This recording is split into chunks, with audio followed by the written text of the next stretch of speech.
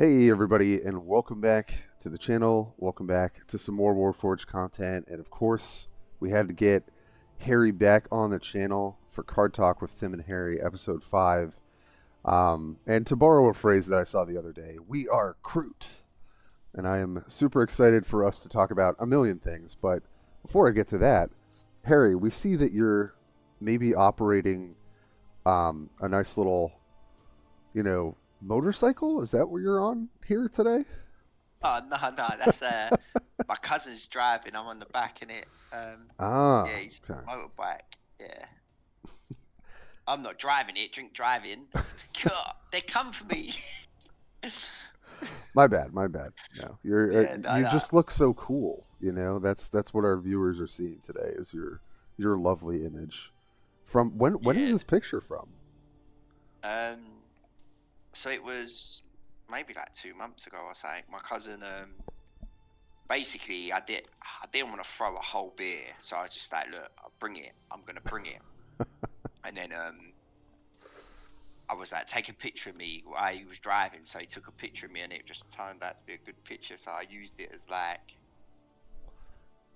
my Your profile picture on Discord everything. on everything. Basically, yeah, I love that. I love that. Yeah, as people might have seen, we have a little bit of a different setup today. Trying to get a little fancy over here since I've had more time on my hands. Um, but yeah, we discovered recently that Harry's camera sometimes does a little flickering, so we've got Harry's kind of avatar here to usher us into all the things that we're talking about today. Um, yeah, what have you been up to? What's been going on in your life these days? um, do you know what? Not too much. I would say like it's starting to get a bit hotter, so a lot more stuff's happening. Obviously, I watched the England game. We didn't win, man. Ah, that's a bummer, dude. I know the fun, but we got to the final, and you can't like. A lot of people were very upset. I watched it in a football pitch with 200 people. Oh Everyone wow, was moaning, screaming. I just enjoyed myself, you know. good for you. Like my nan come, I brought my nan with me. Oh, I love that. She had a beer chucked on her when we scored, and they started throwing the beers in the air. She got a beer thrown over her. Oh no. Wait, so is your nan okay? You said she got a. Yeah, yeah, she's all right. Not like it was like like they're thrown like beer in the air, like not like glass Oh, bottles. like, got you. Okay, because I, Yeah. I I will say I've been to my fair number of shows, especially when I was in high school, where people literally just threw beers into the crowd like at people. I know. Why is it so stupid, like? It people are intoxicated and maybe not doing what they should be, shall we say? But um, yeah, I'm happy to hear that you had a good time with your nan and got some team spirit in there. I've mostly been uh, honestly doing a ton of content in probably the most boring season that we've ever had in this game. Oh, mate, it's a shame, isn't it? It's been rough. I mean, I've just had. It's so funny. The one season that honestly I probably would have just written off and not played in is the season that I have the most time on my hands. So we're just out here grinding and trying to make it as fun as possible. And thankfully, what we're going to talk about today is just all of the new things that are happening. Everything is live as of this video, so we're really just going to be, talking about a lot of the new things that are happening, talking about going through each new card and kind of discussing that. Harry, you have not looked at these cards yet, right? Nope. Perfect. Well, obviously I've seen them, like not like as in like looked at the text, but I've seen the cards because of like the notification, like like I've seen in the Yeah, game, like yeah, but I've not like read nothing. I don't know what any of them do. yeah, good for you, man. I admire that. That I literally cannot help myself. I like watched all of the Forge cast. Shout out to BJ and Ecclesiarch. If you have not watched that, they did the reveals for all the new cards. They also did a lot of talking about the current state of the game, and really just uh, did a great job just going over everything. And I really, all of their thoughts is what I would echo here. You know, game's in not a great state.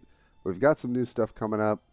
And I had asked BJ ahead of time. I was like, so don't tell me anything about these reinforcements, but like, what's the power level?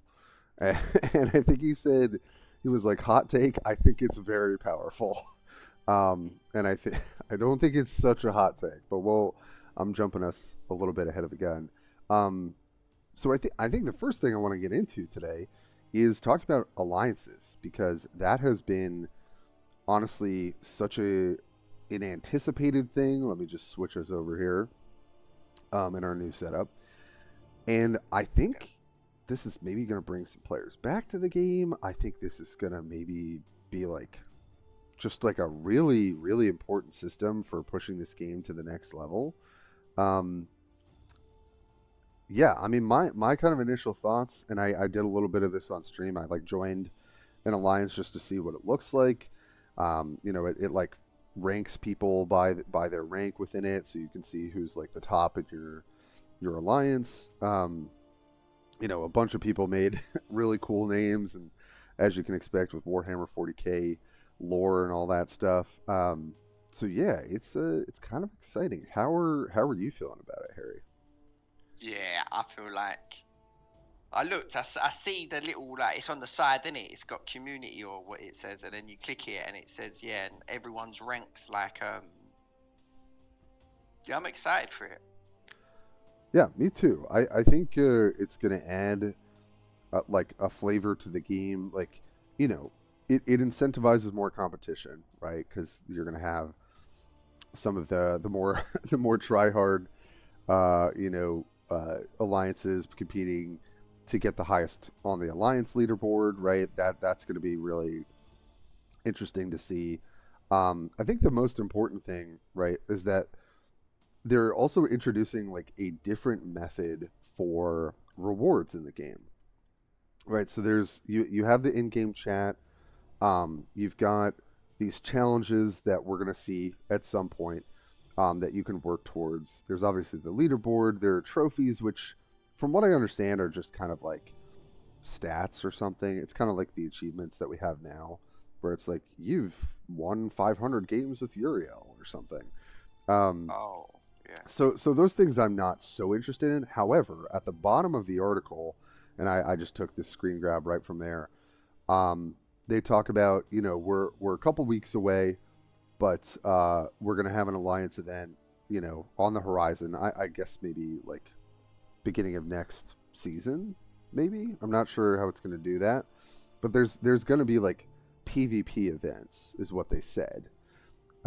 So go figure what that means. Most of this, I think, is modeled off of kind of HHL, Horus Heresy Legions. For those who don't know, they have a system called lodges, where I'm pretty sure you can just kind of nab like free stuff by like completing certain challenges, or um, you're able to like compete for new cards like coming out. It's like, oh, if this faction gets this many points, we're gonna add this new card to the game. So it feels like there's gonna be a lot of potential for this, and honestly, the last point I'll make is it just makes deck sharing and like sort of that community aspect even easier, because you can share all that stuff in your alliance chat.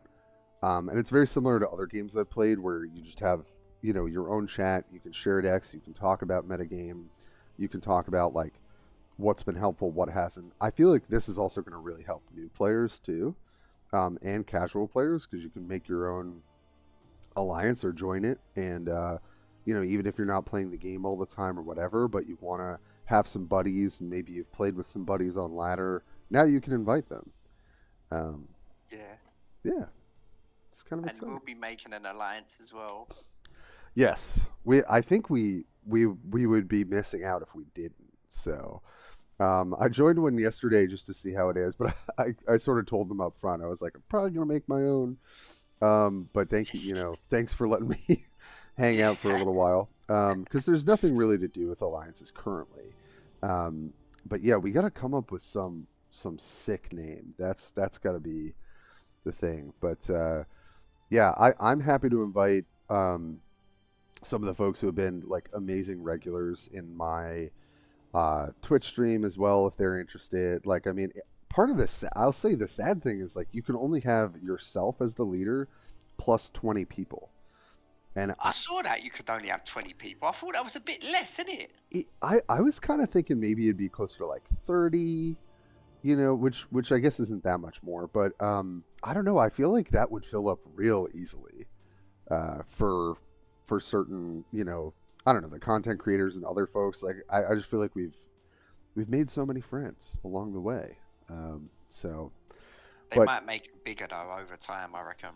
yeah, I feel like that would be not, or like, I guess you could make another account and grind it up to make another team, but that just seems kind of Oh, rough. But I hope there's a way where like you could maybe create a team, but also like somehow be able to join a different team. I don't know, something to expand it. But for now, I'm very excited. And Harry and I will come up with some sweet name, and then yeah, I guess we'll invite people. I don't know. yeah. It's all new to us.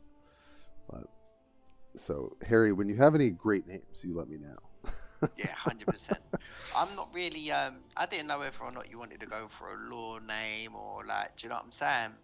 So I'm not really familiar with Warhammer lore, you know? Yeah, me. I mean, me neither, really.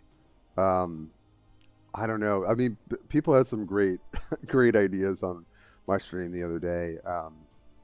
Of just like, just because I always talk about like feeling old whenever I'm gaming or trying to stream and figuring things out. So it was like the old timers, Yeah. it's like maybe the old gamers would be the thing. The old boys. Yeah, the old boys. Yeah. I think we got to have something funny. That's what I would go for over anything else. But yeah, so alliances currently open. Not a lot to do with it, but you join your buddies. Now you can chat with them directly. Honestly, I think that's kind of a nice feature as well. Um, I don't know if it notifies you though. That's one thing I was curious about. So you might have to like go in and check the chat. I'm not sure. But yeah, I think the biggest thing to look forward in terms of not just the leaderboard, but is the events that will be tied to alliances. So judging by their wording, I don't think we'll see it probably until next month. But it's another thing to look forward to because I imagine next month we'll also be getting the Gene Stealers. So maybe they'll tie in an event into their release. Um, yeah, but really, we have our own release to talk about today. So I'll just get us over there, which is the Kroot. They're being added. RIP to the Eldar. Sorry, you're not getting a reinforcement, and that we're getting a town reinforcement before that. And RIP to the Necrons. Although at least they're on the roadmap. The Eldar reinforcements are not even on the roadmap for this year, which is a little crazy that they might not get a reinforcement this year. But I have to imagine that they'll put it in. I don't know. No, of course they will. Yeah. They have to. It's just not on there, so maybe they left it off for whatever reason. But um, honestly, it does make a lot of sense in the way that people were super hyped for Kroot for Tau on release and they didn't get it. So I think with the Kroot Raid event, it's the same thing, right? It's going to be live for a week. It's live definitely as of our recording. You can start grinding metals, do what you want. I took the route of, I think I had a little gold left over just from like the forge or something. And I think I put $5 in last raid, just to, after grinding for a week, without the raid pass, to nab the tech marine.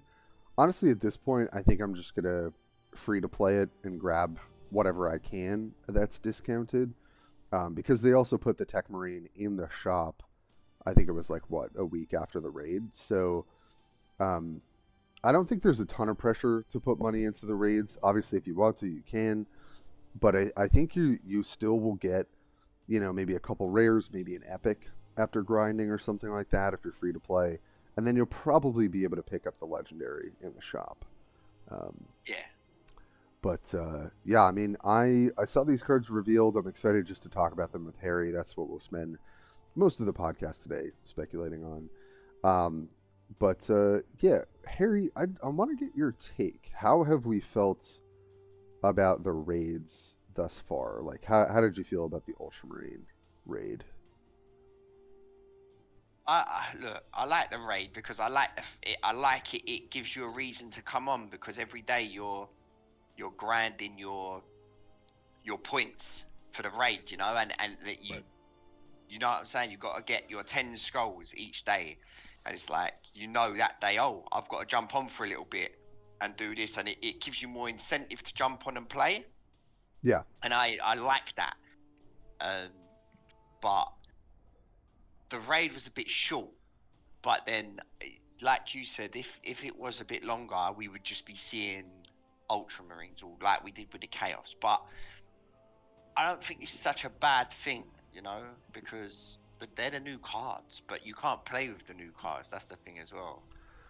Yes, I think the tension you're talking about is exactly kind of where my thoughts lie. I like the raid being shorter in the sense that I know I have to just wait like one extra day during the grace period, and I think they actually put them in packs almost like a day or half a day ahead of when we thought, um, so that then I can test them, right, and like I can go in and do that. Because if I don't want to pay to get most of the cards through the raid event, then I have to wait until they're in the packs.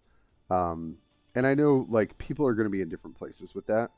So part of me is like, if we made the raid longer, I would just want them to be introduced into packs earlier. So like Earlier, yeah, maybe after we've hit that final benchmark, even if it takes us like a week and a half, then as soon as we hit it, packs, right? Or they keep it the same way I think they're doing it now. Is kind of where I prefer if that's where we're going to go. Um, where you can grind for 8 days, I think it is basically total, or 9 days, or 8 days of grinding, ninth day is a grace period day to redeem, and then as soon as possible they're in the packs, because I know I'm not going to be testing anything until that happens, and then I'll be streaming the drops as much as I can, because that's just a great way to get people into the game. And I did that all stream like 4 or 5 days for the Ultramarines drops. So yeah, the drops are really good. it's really important for the game to get out there to give out free stuff. It was 6 packs of Ultramarines last time. Kind of hoping they upped it from, I think, what used to be 4 in a cosmetic to just 6 packs. I imagine the packs are a little bit more important for most people. Um, so yeah, I think that they're sort of improving the raid system in the right way. But yeah, I'm interested to see what other people think. Let us know in the comments like what has been your experience with them. But I think other than that, well, let me ask you, Harry, before before we get into it, what do you know about the crew? I know they look wicked. Like That's for in terms sure. of look wise, they're probably my favorite. Like obviously, Sisters of Battle look amazing. Like, Oh, I cannot think it's so they true. were, oh. But these are like Predator out of Alien and the Predator. You know that guy. Yes, yes, I they think are. that's like they're maybe based around the same thing. You know. Yeah, they do have some very like alien. I mean, yeah, they're just kind of in their own world. Something I did learn from some of the card texts is that these like quills on their heads are, they're kind of like cat whiskers. They're Oh, like what? sense organs, so that's why they're also able to like track and hunt super well. Is they have these quills that are kind of like help them sense the environment more. They're definitely very like kind of guerrilla tactic, like camouflage, um, very much with their like melee weapons. We knew that they were going to be kind of melee focused, and boy, some of these cards, Seriously, I I don't, look melee forward to seeing them, focused. man. Yeah, it doesn't do it justice. They're melee pushed, I would say. So yeah, if you feel free, if you want to just snap up even more of this kind of content, definitely check out BJ and Ecclesiarch's reveal videos on their channels.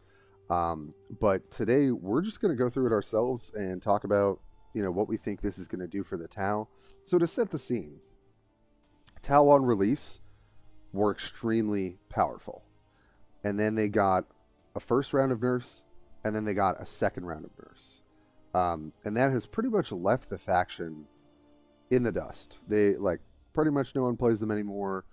They even, I think, actually it might have been 3 rounds of nerfs. Well, maybe not. It was either 2 or 3, and they pretty much gutted Omysos into being not like a value aggro warlord, but turning into you've got to put drones in your hand and then discount them. And because they nerf savior protocols, that's not really a viable strategy in a lot of cases.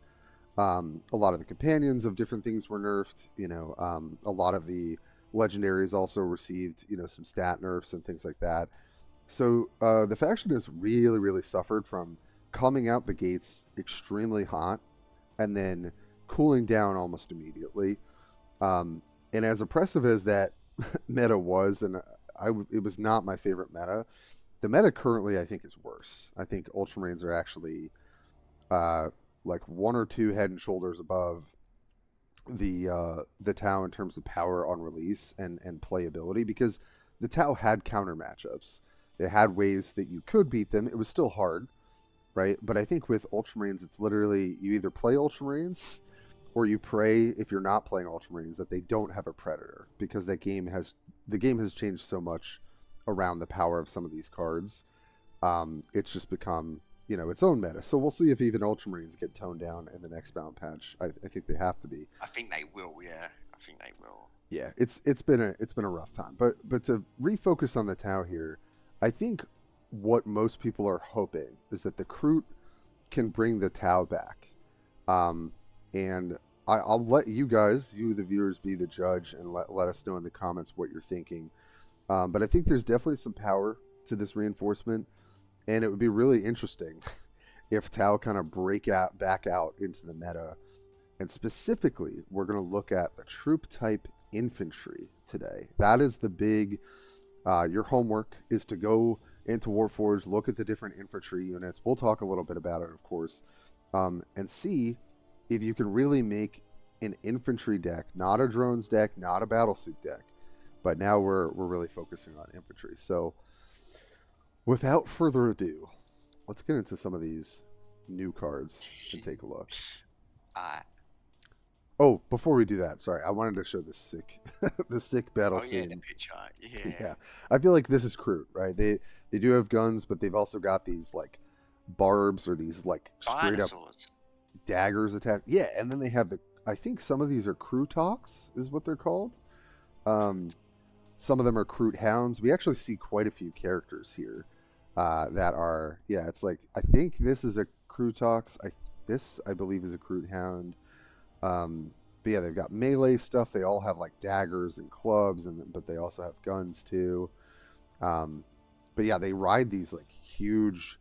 Some of them are humanoid. Some of them are more like hound-like.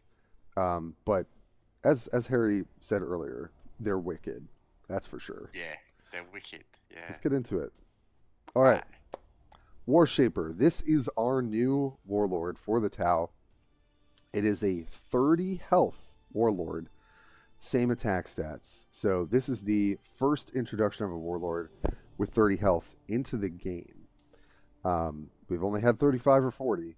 So you know that this card probably has to have a pretty good talent. But what is he, the first 30? Yeah, what do you think about that, Harry? I'm very pleased, because the less health a card has, the less time the game will be going on for. It's true. It's probably going to speed things up a little bit. Yeah, that's why I like Gordrank so well, because the game, I could make games very short. Yeah, you just smack them around with your axe. Yeah, there. I was never in for them long games. They like. So this one, short games. I don't even know what his hero power is, but if he's got this, if they're putting him at such a disadvantage, because 30 health and 40 health, that's 10 health. Yeah. 10 health's a lot of health to be like have a disadvantage on someone. Yep. You have to be making up that difference like very well somehow. And I think this will probably be a warlord that has good matchups and bad matchups, right? As most do. And I think you probably will struggle more with either something that can out aggro you, right? Or something that just has a bunch of health and you have to trade your health aggressively to stay in the game. So yeah, I think with a warlord like this, it's going to have some good and bad matchups.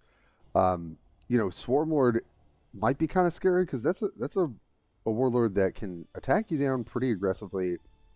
It's got 40 health. You're going to have to trade your health for some of their units. We will see cards that may change that, so we'll kind of see how things shake out. But I do think that this warlord may struggle a little bit in certain matchups, but then maybe in other ones like really run away with it.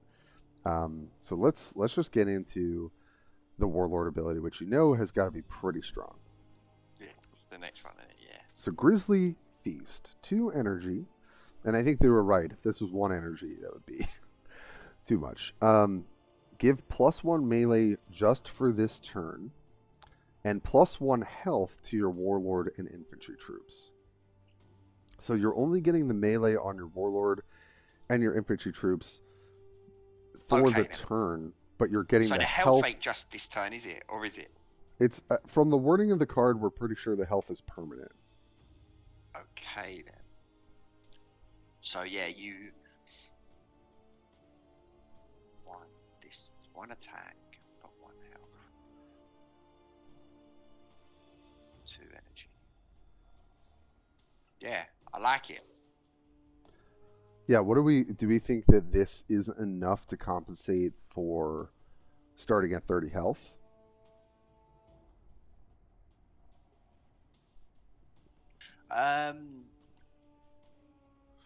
You've in the early game, sometimes you don't even use the hero ability, though. Right. So you're not going to get that health until a little bit in. Do you know what I'm saying? Yeah. And because your troops benefit from the health too, you're probably going to want to be curving out units that stick to the board. Yeah. And then trying to benefit, push the advantage afterward. I guess the fail safe, right, is like turn, your first turn, if you don't have a 2-drop to play, then you play this, you go up to 31 health, you can attack their warlord for 3 melee if you want to, right? So it's kind of like doing a little bit of a Swarmlord impression. Yeah, Swarmlord basically, yeah. But you probably can't just bash their face without establishing a board. So I am curious to see how strong this card is. I think with other things we're going to talk about today, I think this will probably pull its weight. But you really have to play with cards like this to see how well you're able to utilize the ability. Yeah. You can't look at this card and you have to play with it to because 1 health to all your troops. If you've got like 5 troops, that's 5 health you're putting on the board. Yep. Plus all the attack. He's gonna really struggle with ranged minions though, because he can't boost his range to take out like the flyers and stuff like that from the Space Marines, because Space Marines are the strong ones at the minute, and they've got the flying ranged ones, ain't they? They sure do. And I think when I initially looked at this, I was like, oh, this is not going to help with the Ultramarine menace at the moment. But there are some other cards that we'll talk about that I think help get a little bit closer to a decent, a decent I really place. like this though. Yeah. I kind of wish there was like a little bit more creativity here. But I'm interested in this idea of like you get the offense for the turn, but the health is permanent. And we know how putting health on units, how impactful that is, right? With Anva, right? That's been pretty good. Even Lotharius healing your units that are adjacent, that's been pretty impactful as well. So I do think this this warlord will have a really nice attraction specifically for infantry, right? Because this only cares about your warlord and infantry troops. So that's it. Sorry. This Yeah, what I was gonna say was that's their flavor. That's the Tau's flavor. Add health. That's like that's true. Yeah, because that's another one of their hero abilities. Add health. So I think what they was doing, they were just staying with the flavor of the the add health to your troop, I your infantry. I think you're right, Harry, and I think there's also a little bit of a shift we'll see in this reinforcement drop to trying to allow for cards to stick on the board. And one of the best ways to do that is to add health to them, right? In an efficient way. Neurothrope, right, is one of the best examples of like, okay, you set up a synapse creature, you're all getting these health benefits. And that ability costs 1, but you need a couple pieces to get that together. This is a little bit more clear of like, you put stuff on the board, you buff it. And so that it'll benefit for the turn, but it will benefit permanently with the health. So I think there's also maybe a little bit more shift in this reinforcement drop to have units that are going to be a little bit stickier, that they're going to be a little bit harder to clear. And I'm curious how that all works out. So let's get into the next card, which is going to be our first unit that we're looking at. It's infantry, Kroot Carnivore. And it's 2 energy, 3/1/2. Rally if you control no other troops. Add a Kroot Carnivore to your hand. So what this immediately reminded me of was the Galaron's Champion, that at the end of turn it makes the Zealot in your hand, right? So we're seeing this ability now put onto a different card where it replaces itself in your hand that first turn you play it when you have no troops, and then that card is the same. It's a copy of it, right? So you can kind of repeatably play Kroot Carnivore as long as you have no other troops on the board. So what are your thoughts, Harry? Kind of like it. We've been talking a little bit about this. This gives some Makari vibes. It's definitely not Makari, but it does come back When you put it down, but only if you've got no troops, so early game. But this just gets done though, boom, and only for 1. You know what I'm saying? For 1 damage. Yeah. No one's ever gonna leave that on the board. No, they're pretty much gonna kill it, right? And then even if you're, let's say we're on 4 energy turn, right? You play this, you buff its health. Maybe it sticks a little bit more. I think with a card like this, you're not losing a card advantage early, right? This is a card I probably would not want to see after like turns 4 or 5. But early on, it's like you play it, they have to attack it to get it off the board, potentially, right? Because then it's kind of like when you're playing against Madrell Galen. If you don't attack that unit for 1 damage and taking 1 to the face, it's going to attack you back for 3. So it's kind of like you play this, they're gonna answer it. They sort of need to, but then you haven't lost a card doing that, right? And so when you have other cards that maybe care about infantry, maybe there's a little bit of buffing of this card. I think in terms of the 2-drop slot, there's some decent options. I think for infantry, I have a feeling that we're going to be running this card because the fact that it replaces itself is a bonus. It's sort of a freebie. And if you set up a board state where they're not necessarily clearing this, then like you're hitting them for 3, you're hitting them for 4 for 2 energy. So yeah. Plus you can give it the health as well, can't you? You can. Yeah, benefits from that. I think it benefits from other cards as well. But yeah, it's nothing flashy, but I think the card is kind of doing exactly what infantry cards want to do, which is sort of you want to get rid of it. It replaces itself. It can benefit from other buffs from infantry and things like that. We'll see. Maybe the card's a little too underpowered, but I kind of feel like it makes sense as a repeatable effect that it's not that powerful. But I think it's a nice early game card. The problem is when you draw it late, you don't really want it. I don't think. So Yeah. that is Kroot Carnivore. It's cool, Onward though. and upward. Yeah, great art as well. Yeah. All right, get into our first Kroot beast, I guess is what we would call them. This is the Kroot Hound. 3 energy, 3 health, 3 attacks, 0 ranged. Camouflage.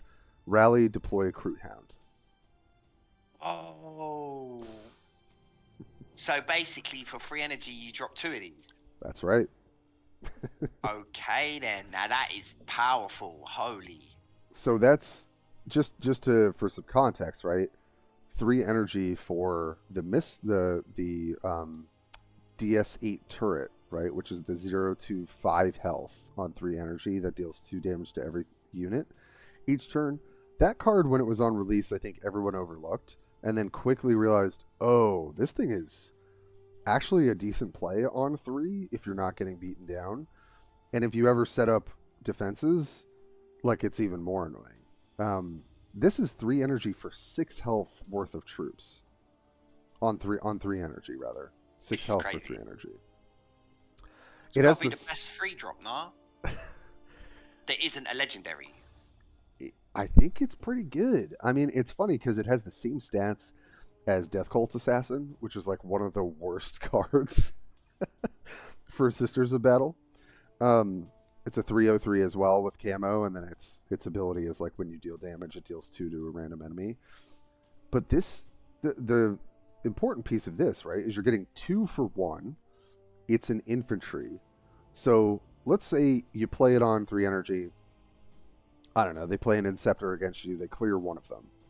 Next turn, let's say you play your maybe like a 2 drop and then give this +1 melee and health. And if they're not able to clear 1 of them when you play them, that following turn on 4 energy, you can buff them both +1 health, +1 melee for the turn, and play a 2 drop as well. And then you're swinging for 8, and you have 8 health. Oh, this is nuts. Yeah, I think this just plays the perfect role in an infantry deck, and specifically with this aggro warlord. I mean, you get 2 bodies up front. I think the next card is maybe going to send Harry over the edge when it comes to this card as well. But yeah, I think on its face, this card is, you're going to play it. It's a good 3 drop. It's annoying. If you're not ever able to respond to it, it's going to smack you for 8 the following turn. And then maybe you can clean up the rest of the hounds that following turn when they only have 2 health apiece. But like, this is just such a perfect card for this kind of strategy. Yeah, this card, I like this card. Yeah, I also love the Kroot Hounds. I love the quills, and it looks super spooky. All right, hold on to your pants here, Harry. Hold on. I'm going to let you read this card. All right. Rally. No, trial. What's that? Trail Shaper. Trail Shaper, yeah. Trail Shaper. Rally. Return a friendly infantry to your hand. Lower the cost of it by 1. No way. Lower its cost to 1. Lower its cost to 1. See, your brain did the same thing. Lower the cost by 1 is what I read initially. Yes. No, but it's lower the cost of that card to 1. So, and you only have to return 1 of them hounds back to get another 2. That's literally on turn. You can go turn 3 hounds. Let's say they kill 1. Then turn 4, attack with my hound that wasn't touched, play Trail Shaper, bounce it back to my hand, replay it, get 2 more hounds on 4 energy. Yeah, but you've got to have all that in your hand though as well. You do. That's true. Yeah, but that's like an aggressive line that is going to be so hard to deal with, right? They've like smacked you for 3. Maybe you've killed a hound. Then you Trail Shaper back your hounds, replay the hounds, you get 2 more. then you potentially have 10 health worth of units on 4 energy going into your 5th energy turn, if that's your curve, right? But yeah, I mean, aside from Kroot Hound, because that's like an obvious interaction, what do you think of the power level of this card with like other Tau units and things like that? Do you know, I don't really know many Tau infantry, so I played the battlesuit deck. I didn't even play the drone deck ever. I just played the battlesuit deck, so didn't really use any infantries in that. I think it was just all battlesuits because they all synergize with each other. But returning ones back to your hand and it costing 1, like, is there one with rush that like you could kill something and then return it back? Do you know what I'm saying?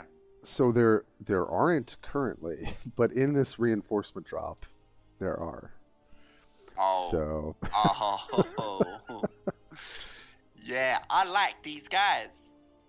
the Vespids, that 3 energy flanker that has armor and it's a 2/2, Oh, that's yes. infantry. So that Is that that does benefit. infantry? Hmm. Oh, so that's gonna synergize with, yeah. Yeah. So the Vespids work well with something like Trail Shaper. What is, I think, is obviously there are powerful combos with this card. What is great about this card is its stats are like great. It's got Tech Marine stats, 4/2/4, 3 energy. You can obviously get value off this as long as something is on the board. So that is the condition, right? If nothing's on the board, this card's not doing much for you. Um, However, even late game, this card could be excellent, and we'll talk about why in a little bit because we got to see some more units. But this is a 3-drop that I think you're almost always going to be happy to have, unless you just don't have enough infantry that can stick on the board. Um, but yeah, because it's return a friendly infantry to your hand, it specifically benefits from that. So it is a little bit gated. You can't just use this on any sort of troop, but I think with all the infantry support here that we're gonna that we're gonna see very shortly. Yeah. Yeah. I was saying this on my stream the other day. I've got 2 epic wild cards with Trail Shaper's name on it.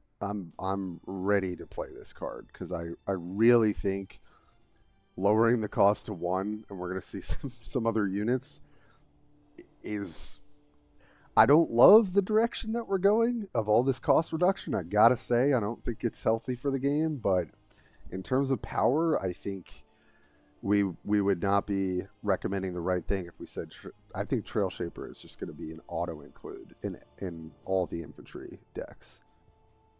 Yeah. It's too efficient for what it's doing, and I wouldn't be surprised if it changes to lower the cost by 2, lower the cost by 1, not 2/1. Yeah, I think, do you know what? I think when they were typing it out, I think they've made mistakes because lowering the cost to 1 does not, like, you know what I'm saying? It's like, wait, Maybe that's a bit. we could give them a little bit of grace there. Maybe this was they'll errata it and change it, but this is the card I think that's out there in the world now.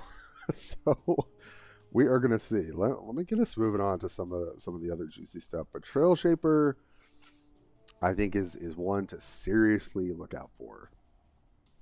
100%.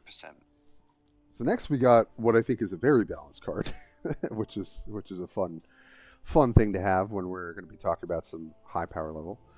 But yeah, we got the Kroot Rider. Love this art. This is exactly what I want to be doing when I'm playing Kroot. 3/3/5 for 4 energy, just very even, solid stance. And then a rally that is not terribly creative. We've seen it before, but just deal 2 damage to an enemy. It's also an infantry, so with Trail Shaper, again, you can maybe play this if it lives, bounce it back to your hand, ping something else for 2. But yeah, thoughts, feelings on this one? It looks cool, don't it? Yeah. Does look cool. Yeah, that's like probably an infantry auto include though, isn't it? Really. I think so. There's some other 4-drop infantry units, but honestly, this one to me is the most attractive. Like, there's the guy that has long range, and when he like deals damage to something, but it survives, it marker lights it for 2. I think it's called the Marksman or something. That guy's fine, but this thing just provides upfront value, and it's a good body. It's got 5 health. on 4 energy. That's a good break point almost always. Like, that's the old stats for the chaplain, for the Ultramarines, and that, although that has a codex that continues. 5 health on a decent power at 4 energy is like a good stat line. So, yeah, not too much to talk about here. I think this is just a very balanced 4 drop that the infantry decks will be happy to run. And also, just who doesn't want to strap a gun to like a giant beast and just have go at it? You know what I mean?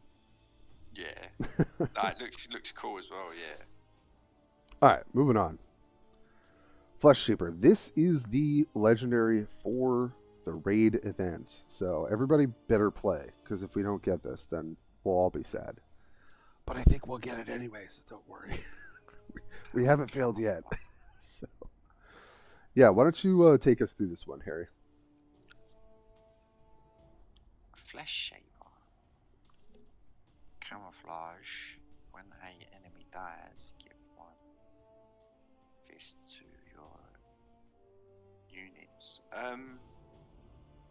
So what I'm thinking is when you kill an enemy, your hero gets an attack.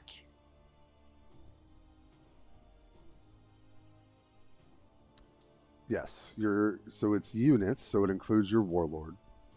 It includes itself, and it includes any units that you have on the board currently. When an enemy dies. Nah, this is cool. And it's got camo. So, I kind of talked about this before too. It's like, when you have a camouflage unit like this that just passively buffs your units for getting into combat, you don't even have to attack with this thing. If they can't answer it, you're just going to get benefit after benefit, right? Because it's a permanent melee to not only your warlord but your units. The only thing is this doesn't live. Right. There's no way this lives. I think that's most people's criticism. My rules question is, let's say they trade, I'm just going to think from an Ultramarine perspective. Let's say it's 5 energy. They play an Inceptor. The Inceptor deals 3 to this. The Inceptor dies, right? You get a buff because you killed an enemy. And then the Warlord clears this. Do you get a second buff? Like, as this is dying... Oh, no, it wouldn't, because the Warlord wouldn't die. So that, in that scenario. But let's say they play, I don't know, you're playing against Chaos, and they play... Spawn them or Possessed Champion or something like that. Let's say Possessed Champion is 5 health, 5 attack. They trade, right, killing each other. Do you get the +1 on your Warlord still?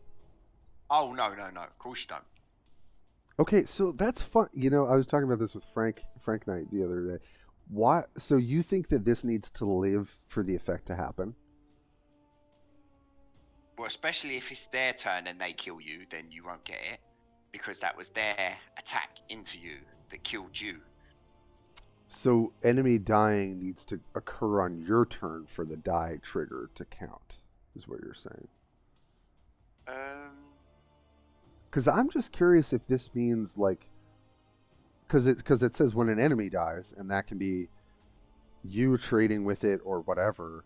I'm just curious if you still would get that +1. That's what I'm curious about. Is like, I'm sure that there's been things, because there's been things in the past that hasn't worked like that. Like, for instance, a Possessed Champion. Possessed Champion, when it attacks, it gains But it has Strike though, and Strike requires the unit to live to see the ability resolve. Yeah. If Strike said when you attack, that would be different. But Strike operates that it has to live. This, I don't think would operate the same way, because I think the ability is a simultaneous effect when this would die, as long as it is killing a unit as well. We'll have to test. We'll have to see. Yeah. Okay. Well, I don't think it will work like that. Honestly. Okay. We'll see who's right. Yeah. Ultimately, but you're definitely supported by a lot of the community. I was kind of Magic the Gathering rulesing it of like, no, it should happen on the stack this way. But you're probably right. I think there are a lot of things that operate that way in the game. But if it doesn't, then I think this card is definitely better. It is a threat that demands an answer. It's not that hard to kill, to be fair. But if you don't kill this thing, I think it just straight up runs away with the game. So I think you're going to play this and be happy when it wins you the game, and then you'll be sad when it just dies. Yeah, it's cool though. It's like you can have a little bit of setup with it. Mhm. Like, yeah, like Best case scenario, I would say for like your kind of average game is like you've got something on the board prior to playing this. You drop this guy, and almost like a rally effect, you then trade your unit for their unit or something like that, and then you'll get the buff immediately, right? This will become a 6/4/5. Your warlord will get a +1. I think what's crazy about this card is that it buffs units and not troops. So the fact that you can put permanent +1, +2, +3 on your warlord is how you can run away with the game. Because then you're not just swarm lording them. You're almost like for free. You're getting like Terra Vardenghast level of attacking, where you're hitting them in the face for like 4, 5, 6 with your warlord. so if it's in trouble, you can trail bring it back. shaper. Yeah. Yeah. That's true. That's a good point, right? So like you play this, I mean, most of the thing that this card has going for it is it has camouflage, right? So like they have to use flank units to get this off the board for the most part, or AoE damage plus a flank unit. So they have less options to actually remove this from the board, but we know that 5 health at 5 energy is not a stat line that's that remarkable. It really doesn't take much to get this off the board. There are plenty of flankers that trade for this as well. So we'll see how effective this card is, but I still just think when cards like this literally demand an answer, you're going to put them in your deck, because when your opponent doesn't have an answer, and this is kind of how it feels like when you play against Chaos and they've like buffed a unit, if you don't kill that Venom Crawler now, you lose the game. And I feel like that's going to be the same thing with Flesh Shaper, except it's a lot easier to remove. So we'll see. Maybe this legend ends up being underpowered. I could see a world in which like this card just doesn't make it stat wise. But I think it's still another angle for you to pressure your opponent in an infantry deck and really have multiple different threats that they have to deal with. And maybe you can drop a Vanguard in front of this. Maybe there's a way you play this on 7, buff it to 6 health with your Warlord. I don't know. We'll kind of have to see how it goes. But this card seems inherently extremely powerful if you don't deal with it. But yeah, he seems like he's gonna cause some ag. Yeah, we got some strong shapers, that's for sure. So let's keep it rolling here. We've got another banger. The Kroot Rampagers, 6 energy, 6/6 flank. Rally, gain +3 melee this turn. 7, 8, 9. 9 damage. Can you say bye-bye Predator? No, you can. Why not? It's an answer to Predator, isn't it? Yeah, that's what I was going to say. This is the Predator killer. It's actually got even a +1 point of damage. It would only need 8 to clear a Predator at full health, but it actually punches for 9.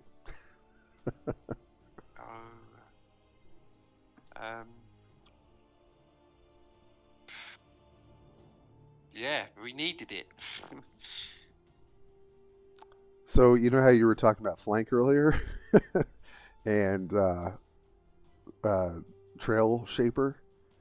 Yeah. This is another card that benefits from that synergy, where you play your Kroot Rampager, punch something, and if it lives, then you can just Trail Shaper it back to your hand for 1. But yeah, so what do you think about the fact that they're introducing more flankers for Tau specifically that has classically only had the 2-drop? You can't really count dynamic offensive because that's not always there. And long strike, right? So you really only have 2 flankers that the Tau have had access to. And now they have a third with Kroot's Rampager. I think it's a good thing. Like, it is a good thing because you need, like, flankers are a big part of this game. He speaks the truth. Do you know what I'm saying? They are. And this is the faction that has had them the least. I struggle with the fact that flank is such an important part of this game. Like, part of me wishes it wasn't, because it just sort of homogenizes every faction to the point where it's like, okay, each faction needs minimum 3 to 4 flankers of various costs and various, like, ability, various power, to the point where it feels like sometimes, like, certain factions, if they just have more flankers, looking at you Ultramarines, or more powerful flankers in particular, it feels like there's always kind of this, like, power creep race to, like, who's going to have the best flankers. Yeah. I don't know. That's the feeling I get when we're kind of designing stuff like this. Now, again, another epic that I'm definitely going to be more than willing to put in my deck. I think that this serves a very specific role in the meta right now, which is, how do I kill their predator? This is the way to do it. But yeah, I just think from a design standpoint, I hope that there's a way that we can not just have to put flank on cards to make them relevant. But this is cool though. Like, this is a sick I card. think we need flankers to deal with things like predators and things like that, or we would not.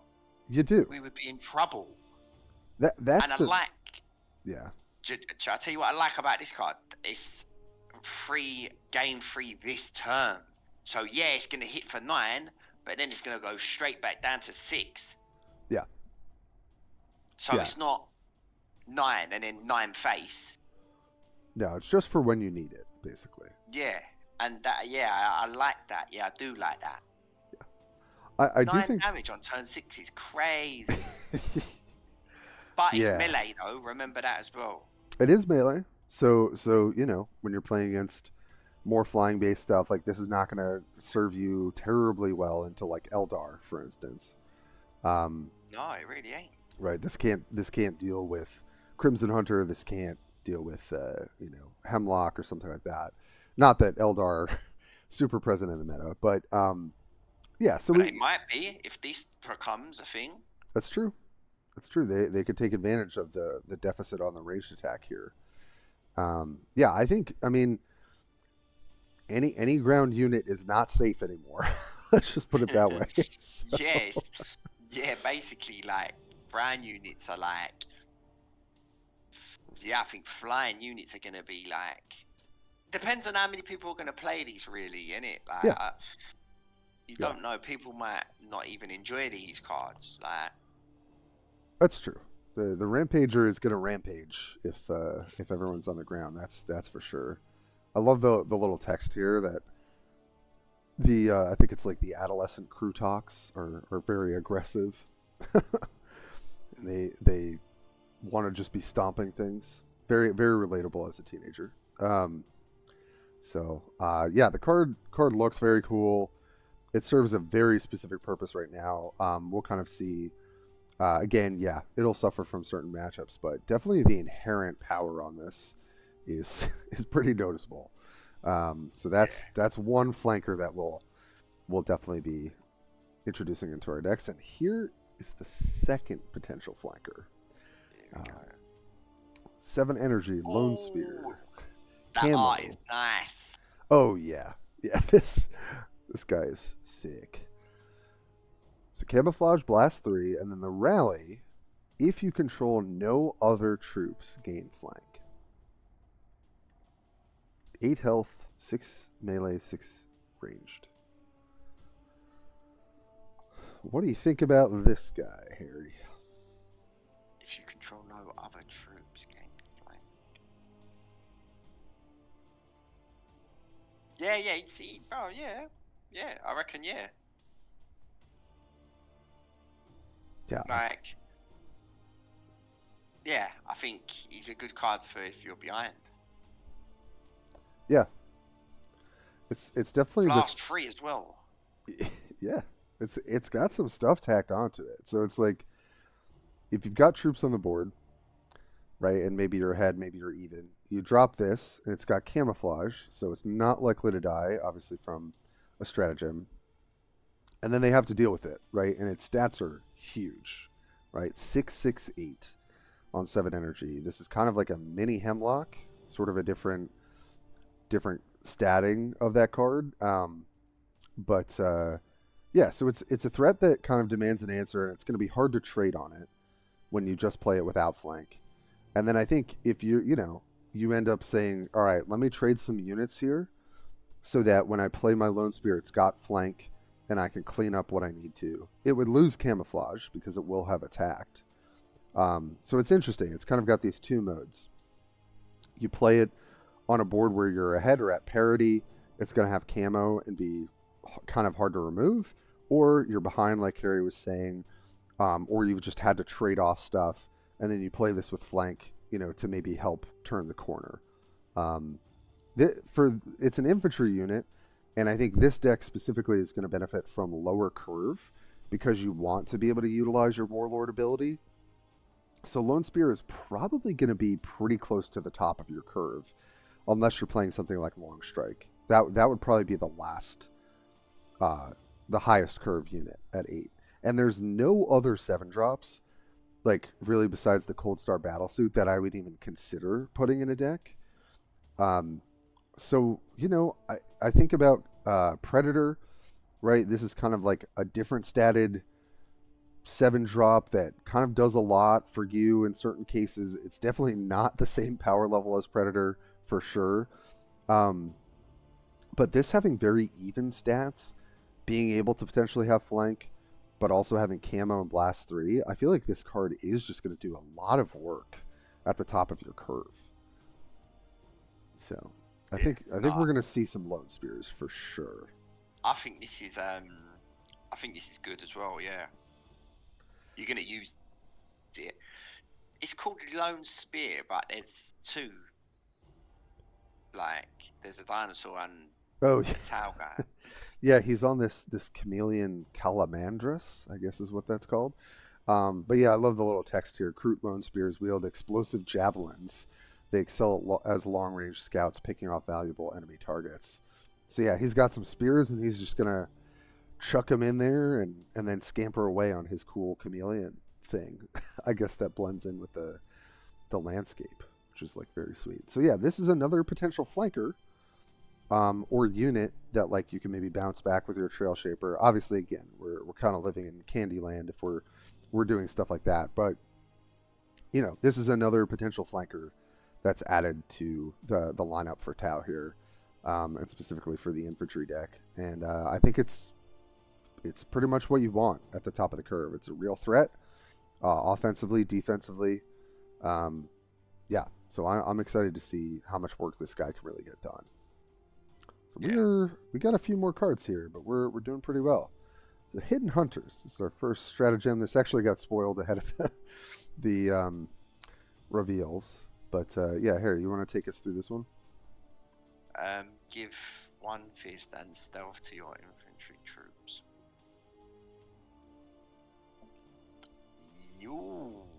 Ooh. You can give stealth to the one that gives the attack. Yep, you can hide your hunter, if you will. You can also hide multiple hunters.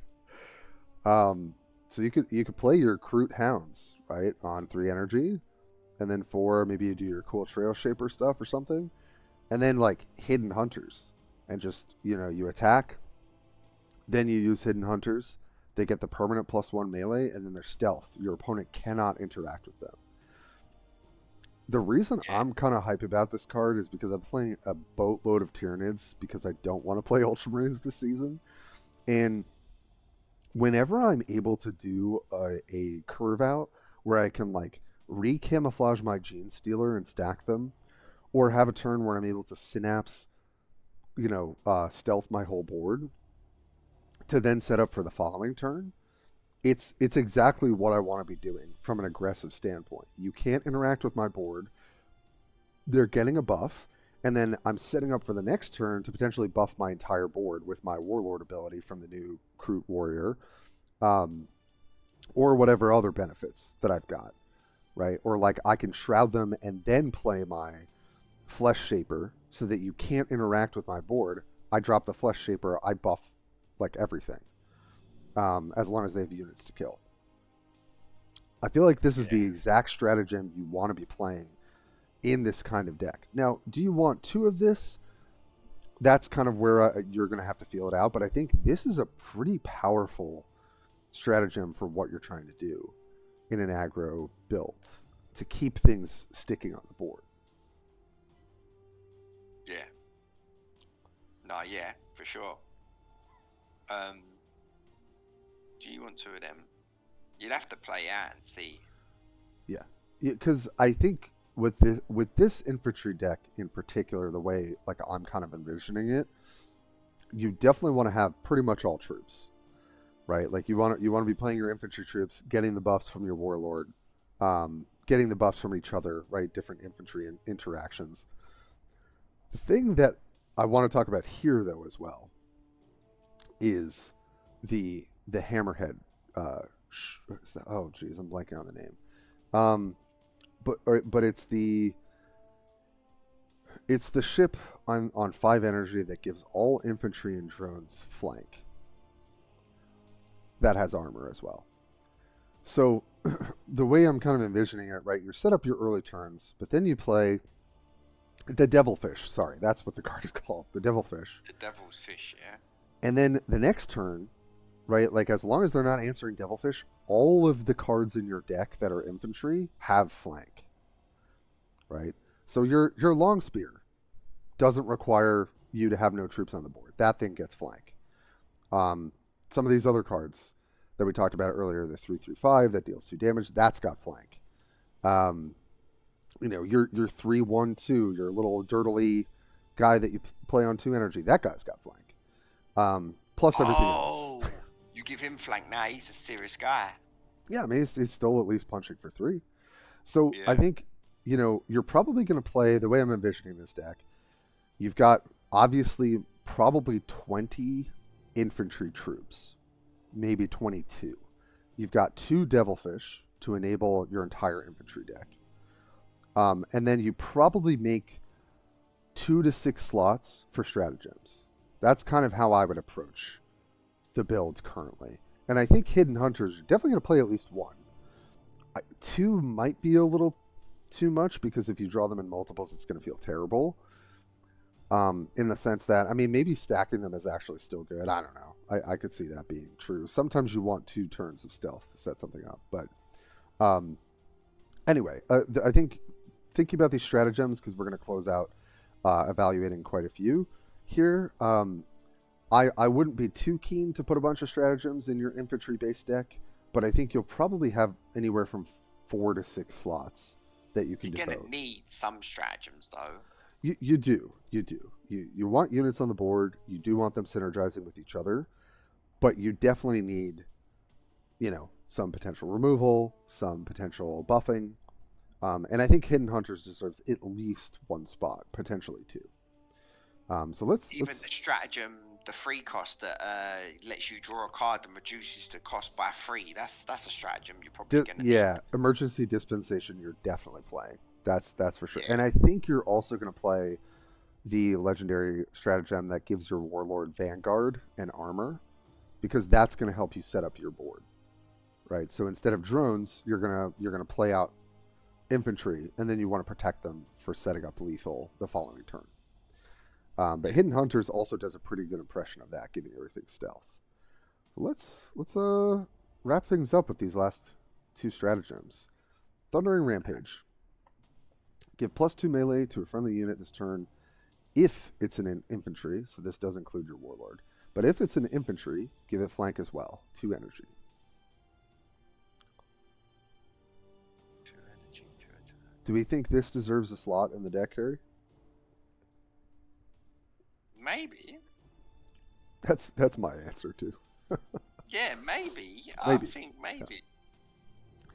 So it is 2 energy. Give your warlord +2 melee to maybe like kill something, right? So it's like, oh, I want to punch something for 4. I don't have any of my flankers online yet. Let me give my warlord +2 so I can kill something. And then the other upside, right, is I can give flank to an infantry unit that wouldn't have it. Yeah. So I had a few people kind of talk me up on this card when I was looking at some of these the other day. I'm still a little hesitant because I just feel like these stratagem slots in your deck are going to be so premium. Like, you need dispensation. I think you're running the Vanguard legendary card. I think you're running at least one of the stealth cards. It's possible maybe you're playing Fusillade, or I'm trying to remember some of the other stratagems. But so I think the question really is like, how much is this getting you? But I think it is a little bit better. I think it might play better than we think. I think it's good because you can use it on your hero or you can use it on one of your infantries. That, to me, is definitely the thing that gives this card a bit of strength. So you do get a bit of it. It's not just sitting there if you ain't got an infantry down, which this deck is, you're going to have infantries on your board at all time. Pretty much, but yeah. Like this, you're two energy behind. So say you're got 6 energy and you want to drop a troop. Yeah. It's got to be a 4-cost troop. Yes. And so that's the only thing. Yeah. No, I think that's a fair point. And as I think more about the construction of this kind of initial deck, you're probably going to want some card advantage, because if you're just playing like troops 1-for-1, 2-for-1 even with the hounds and stuff like that, you are going to run out of resources at a certain point as you're trying to close things out. And I think probably this deck will benefit from the 7 energy draw 3 card that gets reduced by 1 every time a unit dies. Or like an enemy dies. I can't remember the wording exactly. I feel like you're probably going to have... It's called Bowen saying in it. Oh, God. I'm like, literally my brain is not letting me think today. But Burgeoning Empire. That's it. We got it. Yeah. It was in there. But I just needed Harry to remind me. Yeah, I think this is a deck where you're going to play 1 copy of Burgeoning Empire. Maybe 2. I think 2 might be a little much. But this deck will benefit very well from at least 1 later game stratagem that gives you cards, because you can't run dynamic offensive because that only cares about battle suits. So you do need some sort of stratagem slot that's going to draw you cards and doesn't just give you value like Thundering Rampage. But I do think that I would probably try 1 of this, and then if it really performs well, then I would play 2. Yeah, we've got to play with this one, I think. We definitely got to play with it. Yeah, I really want to see how we can utilize these kinds of cards. That's another thing. Why do you want to put 2 attack on your warlord when your warlord's at 30 health? So like you want to attack with him as less as possible. That is the thing. I do think with this particular new warlord, I don't know if this card is that good. But it also does benefit infantry, so it's kind of like, if you're going to play infantry, you're going to play this warlord. So the question is, yeah, does your warlord care about this card? You could play this in a non-infantry deck, I guess, as a little bit of a removal thing. Maybe this is like a Shadow Sun card, like maybe running Shadow Sun infantry build, because you've got the higher health pool. And you've already got ranged buffing with Shadow Sun, so maybe this, I don't know, is like another angle for Shadow Sun, but yeah, I'm not entirely sold on the card, but again, I think the answer is maybe on this one. Um, and yeah, we're definitely gonna have to play it. So I think we have our last card here. Kind of snuck up on us, which is Hunter's Instinct. It's a 4 energy stratagem, even though it doesn't say that. Deploy 1 Kroot Hound, which is the 3 energy card that we saw earlier, for each damaged enemy, and give them flank. Lots of flank in this reinforcement. Give them flank. Oof, this needs some setting up though, man. This needs some like real setting up. Yeah, this is no Spawndom, right? You could play around this by not attacking with your cards to not get damaged. Yeah, because this is only spawning 1 hound per damaged unit, right? So the floor of this card is 4 energy, make 1 hound, because presumably their warlord has taken some damage. So you get 1.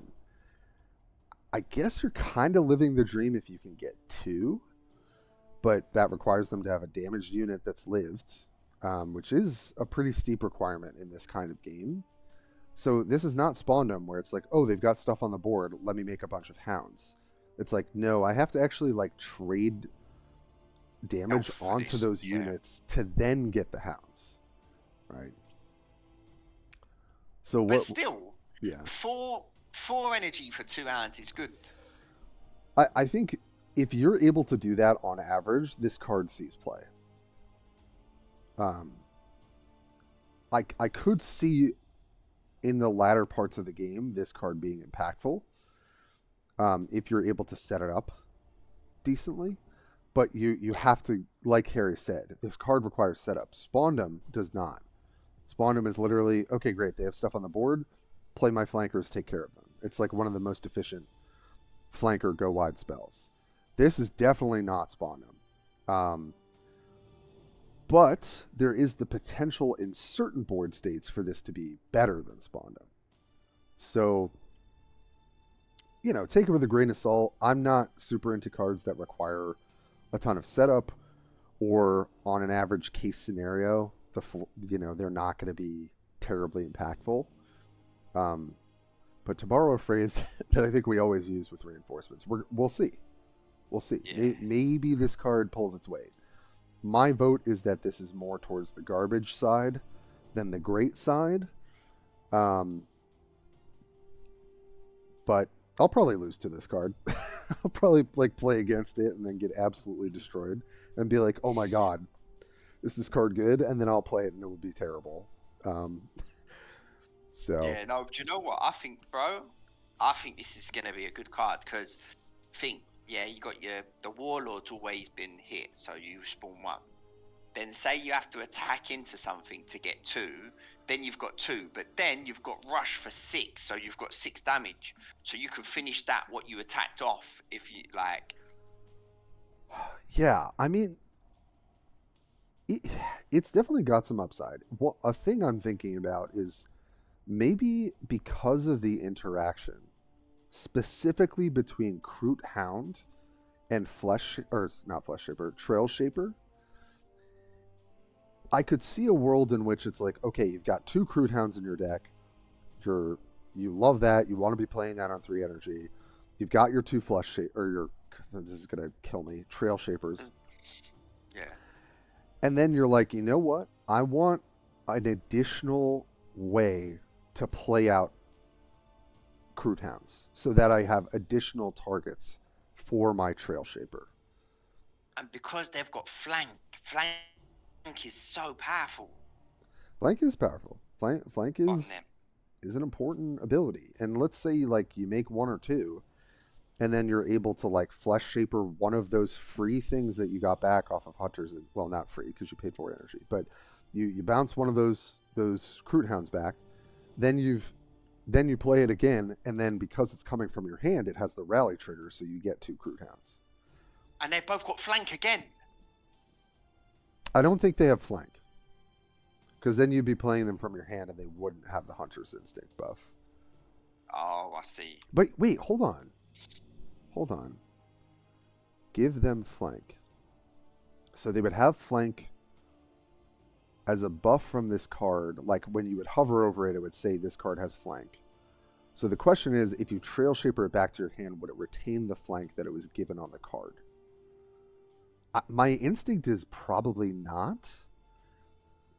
But even so, if the Kroot Hound Trail Shaper interaction is as strong as it seems like, it is possible that Hunter's Instinct is a nice other way to get a Kroot Hound into your deck. Yeah. And, no, but I just think it's going to be good to clear things off the board with. I think this is going to be Yeah. It might do exactly what it needs to do. And maybe not two of them, like you said, maybe one of them. Yeah. Yeah, I mean, maybe just one of these in the deck, I think one could serve a nice role, right? Like early, you mulligan it, right? You ship that back. And later, it's probably going to have some decent impact. And like I said, if you can get the two hounds off of this like a pretty good amount of the time, like you're doing the stuff. But if it's just one most of the time, then that might be a little too weak. Well, Harry, we have looked at every reinforcement card. I guess if we had to scale it on a power level from 1 to 10, 1 being, I guess the power level of like the Tyrannid reinforcement, to 10 being the power of Ultramarine reinforcement, where would you put the Kroots? The Kroots? Yeah, what do you think their power level is coming into the game? Is this a game changer for Tau? Maybe we could talk about that as we close out too. Yeah, I think so. I think they're good. I think they look fun. And most of all, they look like they're gonna help us with this Annihilator meta. Yeah, I mean they have a very clear kind of application into what we're currently dealing with. I think the question marks are, it's a couple things, right? Can you make a good infantry deck? Is that card type supported enough that it actually makes it into the meta and shapes the meta a little bit? When I was going through even just my collection last night, I think an infantry deck is real now. I think you've got enough support with kind of like how the reinforcement drop changed the game for Ultramarines to be fully vehicle heavy. I think this will change Tau into infantry with the new Warlord. I think also Shadow Sun maybe has a good synergy with infantry as well. Envoy to some degree does, because he can buff their health too. So I really think that we're going to get pushed towards Tau being infantry based. Ultramarines will obviously stay vehicles until anything changes. I think they're going to have a much higher ability to actually play the game and beat out Ultramarines, at least in the current construction, because they also, the weakness of Ultramarines to me is you can only go over the top of them with orcs, with Gaskull in particular, but you can outpressure them turns 1 through 4. And so I think with this new Warlord, and with the addition of these, like the powerful 6-drop flanker, the 7-drop that can probably have flank as well, I think this deck is going to answer a lot of what Ultramarines are doing. We can't say if the matchup's good or not yet, but I think that the Kroot are going to revive the Tau. I'd be so surprised if they didn't, and I think this is probably going to be coming in at like a tier 2, 2.5 deck, if tier 1 is Ultramarines. I think they will actually be a good option for quite a bit. I've been playing Tyrannids as tier 2, like that's been pretty good in the meta, but I actually think Kroot will bring the Tau back into the meta game in a big way. So for me, I think the power level of this reinforcement is definitely closer to the Ultramarine reinforcement. We'll have to see how everything plays, but like I would really give it like a 7 or 8 out of 10. I think this is going to be pretty big for shaking things up. And I'm ready to play some guys riding dinosaurs. I don't know about you. Yeah. Like I looked at one of the cards and said, not a fan of that. Art style wise, like every single card you're playing, you're like, oh, this looks good. Do you know what I'm saying? And you know the sound effects are going to be good. You know the voice lines are going to be like voice effects and stuff. Like I have to imagine they're just sick to play. Yeah. The new Warlord is honestly like one of the bigger parts of this release. Like first 30 health Warlord introduced to the game, very aggressive bent to it. Is it going to be good enough? Who knows? But I feel like the parts are there. I feel like the bones are there. It's probably going to take some tweaking. But it's to be honest, Tau went from on top of the world to unplayable. Like I don't know, maybe unplayable is extreme, but like not played really. Yeah. And now I think this will revive them. That's my prediction. But any closing thoughts, Harry, before we get going? Just I'm pleased with this drop. I'm pleased with this drop. And I think we need a little bit of testing on some of these cards, but like I love the fact of like, you know, that 6-drop flank gives you 9. You can't go wrong with him. You know, there's nothing you could do to go wrong with that card. No. It maybe in certain matchups it's not quite as good, but I don't know. Just being able to punch something for 9, flank, 6 health, 6 energy, it's got to be pretty good most of the time. Yeah, and it's like it's a card that could go in all of the decks as well. Yep. Like I know it won't synergize with the battle suit deck, yeah, but you'll play if you just put you can play it. Like say like you don't have a lot of collections and you get this card, you're happy because this card's good for all decks. I agree. Yeah. You know? Yeah, I think the Rampager, which is the 6-drop, and the Lone Spear, which is the 7-drop, I think those make it into every Tau deck. You know? Yeah. Like Trail Shaper, I think is going to be pretty busted, but it is constrained to an infantry-based deck.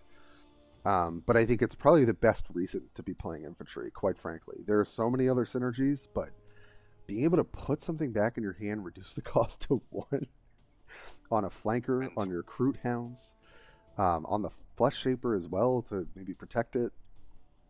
I don't know. That just seems insane to me. But we'll see. We'll see. I'm excited too. I think this is going to bring a little bit of life back into the game. Maybe we'll have a new meta menace, which will be the Kroot. But that's fine because Ultramarines have had just 3 weeks of absolutely dominating, and everyone is tired of it, including myself. So, oh mate, I've had a break. I've had to have a little break. Yeah. Myself, yeah, so. I think you and a lot of the community, sadly. So, I hope that this gets a little bit of energy back. I also think Alliances, it just could not have come at a better time, frankly, and I hope that they roll out the Alliance event ASAP. Like, if that could really come at the beginning of next month, so we've got basically 2 weeks of Kroot stuff, that would be great. As always, I'm going to have Harry's links in the description. I'm definitely going to be doing some streaming, when the drops are live and all of that as soon as I can. But definitely check out Harry on his streams as well. And I'm sure we will be back. Let me know when you're streaming. This is just to include people. I always will stream and then I forget to send like Harry a message like, "Hey, I'm streaming," because I just put it in the Warpforge Discord. And I literally always forget. So I owe Harry many a stream at this point. Because if I see, sometimes I've only got one monitor, so it's a bit hard for me to be multi. Do you know what I'm saying? I got you. If my little brain can remember, I will definitely do it. But it's great to be back with you here, Harry. I always love doing this, and I think we'll probably just continue as we have with any kind of new releases. As always, we've got this fancy new setup now, haven't we? Is it? It's different. We're trying to level up our game a little bit if we can here. Thanks everyone for bearing with the learning and changing things. But yeah, I like this setup. I think we'll definitely do it for the card reveals and when there are other systems too, just so that folks who are just chilling and watching have some nice graphics to look at. So Yeah. yeah, that's all I got today, folks. But thanks as always, Harry, for being here. It's always a pleasure. Cheers, my bro. Thank you. Yeah, cheers. And we will catch you all whenever the next content drops. So thanks. Always feel free to subscribe, comment, all that good stuff. We appreciate it. The machine gods appreciate it. And other than that, we will see you in the next one. So. Peace.